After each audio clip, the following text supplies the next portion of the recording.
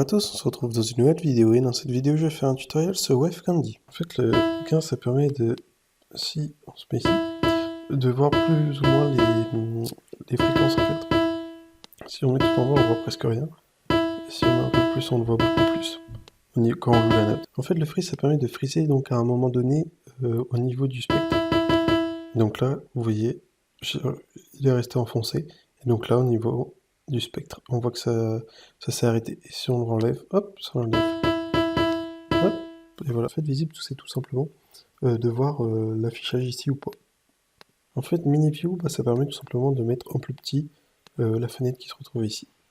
Donc le Wavecandi. En fait, le background, ça permet de enlever donc l'arrière-plan du Wavecandi. En fait, keep it front, ça permet de, par exemple là je mets AVST, ça passe par-dessus l'affichage du Wavecandi.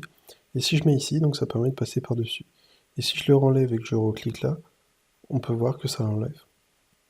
Quand je passe dessus, on le voit plus. En fait, le OnDesktop, ça permet de mettre directement sur votre ordinateur l'affichage du Wavecandi. Donc par exemple, si je l'enlève, ça l'enlève de mon FL Studio, et ça le met directement sur mon PC.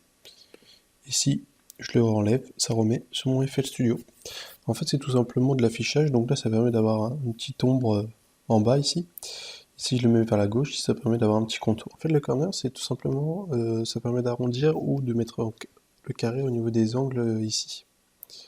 Donc si je le mets à droite, ça arrondit, si je le mets là, c'est carré. Donc j'espère que cette vidéo vous aura été utile. N'hésitez pas, dans la description, il y a une formation sur FL Studio. Et au revoir.